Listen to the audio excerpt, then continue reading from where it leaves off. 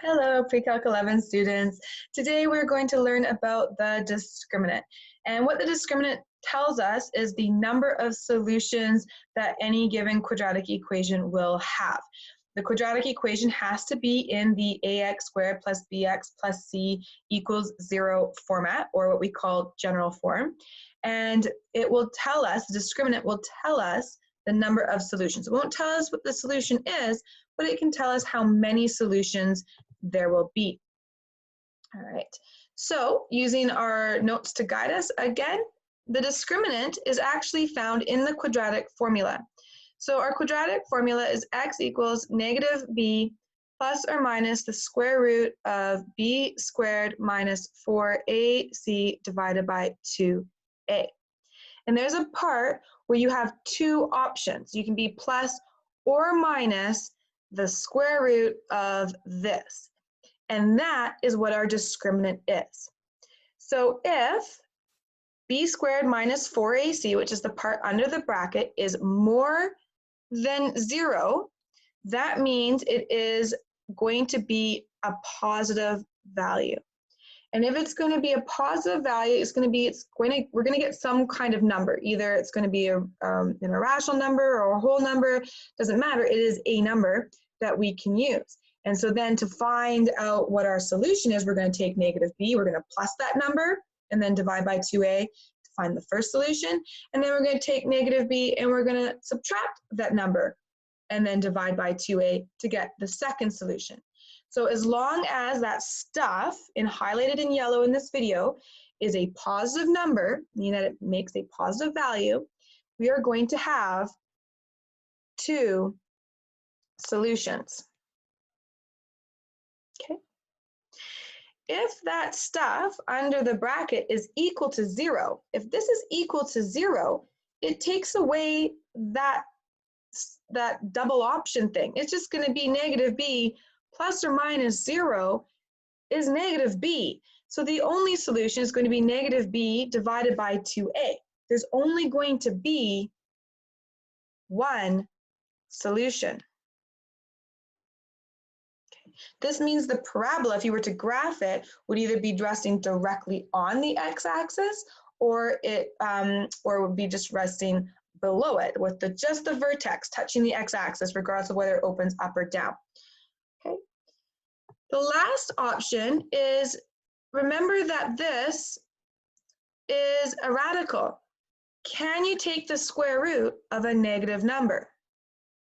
The answer is no, you can't. You cannot have b squared minus 4ac be less than 0. If it's less than 0, that means it is a negative number. And you cannot take the square root of a negative number, which means this has no solution. Okay, so let's try this with a couple of trinomial examples. So the first thing you need to do is recognize what values are in the A, B, and C position. Whether you want to write this out or not is up to you.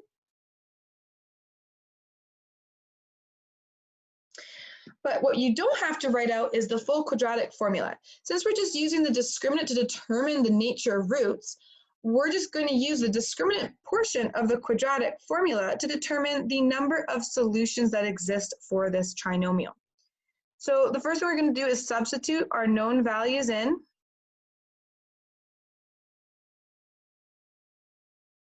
And remember, we always substitute in brackets. So it's not 5 squared and then it's the negative version of that. It's negative 5, the whole entire thing that's being squared. So it gives us a positive 25. Minus 4 times 1 times 4 is 16, which gives us 9. 9 is more than 0, so that means there are 2 solutions. I'm going to use some abbreviation there for you. Right? I want you to pause the video here and try the second one. Okay. So if we're using b squared minus 4ac, we're going to put in 4 squared minus 4 times a, which is 3, times c, which is 4 over 3. Now, a little quick math tip here. If you multiply a fraction with a whole number that is the same number that is on the bottom of that fraction, they cancel out. So this ends up being 16 minus 4 times 4, which is 16.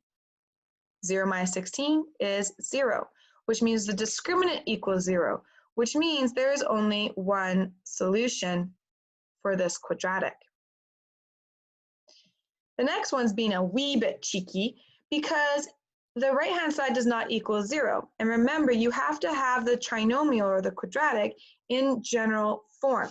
So we have to add 9 to both sides to move everything onto one side. Now, whether it's the left side or the right side doesn't matter. One side has to have a 0 on it. So this is going to be 2x squared minus 8x plus 9 equals 0. And now we can put the values into the discriminant. So negative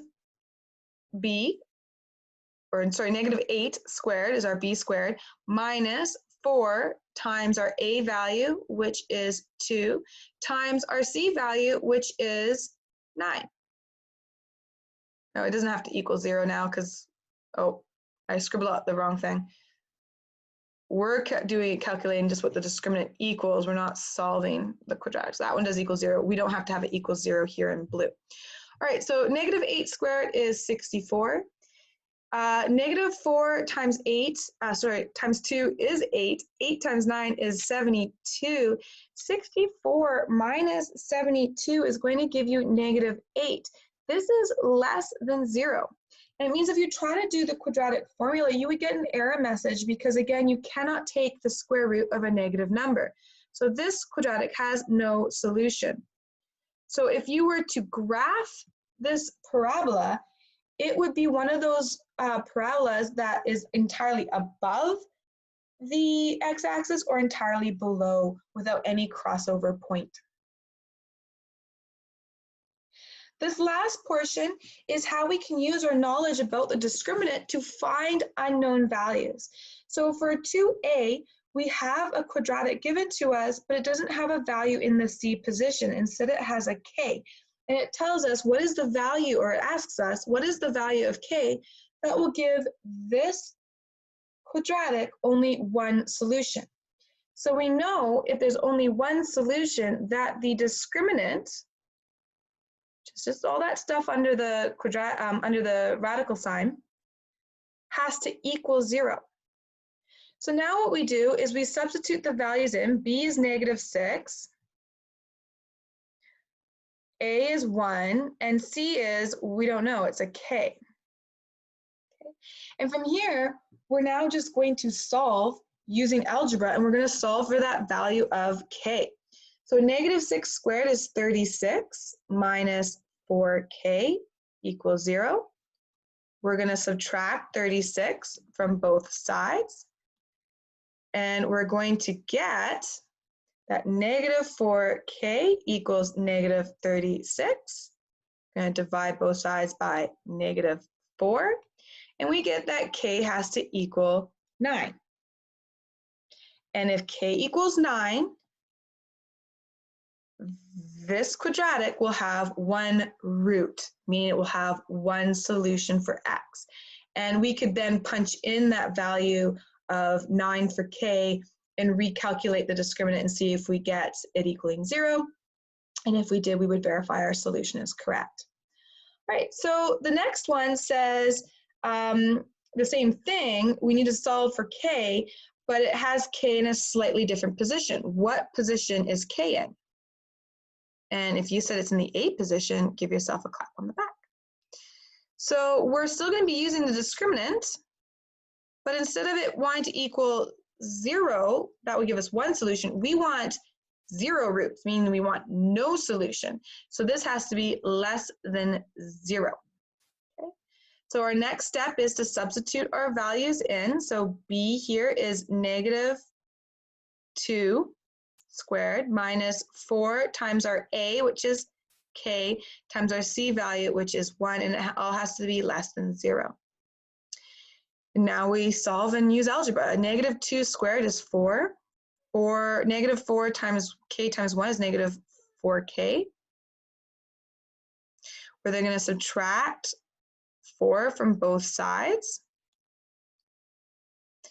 And now we're going to divide by -4. Now, inequalities are a little bit weird. I don't know if you remember this from back in the day, but when you divide by a negative number, you're switching the sign. So it's going to equal -4 divided by -1 is going to be +1. And because you switch the signs of the numbers, you have to switch the sign of the inequality. So it becomes k must be larger than or equal to +4. Okay. Or sorry, k must be larger than +1, not +4. So I could put any value in for k up here in the original trinomial, and as long as it's more than 1, we will get no solution. All right. So this last one is to do with the same thing, except for the k now is in the b position. And we want to have 2 roots. So the k moving positions changes where it gets substituted into the discriminant. And then the number of solutions or roots it asks for determines what we make the discriminant equal to, whether we're making it equal to 0, less than 0, or in this case, more than 0. So now we're going to substitute our values in. B is k squared minus 4 times a, which is 1, times c, which is 9, greater than or equal to 0. So k squared minus 36 is larger than 0. Add 36 to both sides. And here we have to square root it all,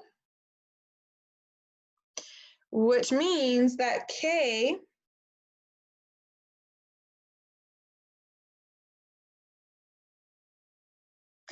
has something to do with 6.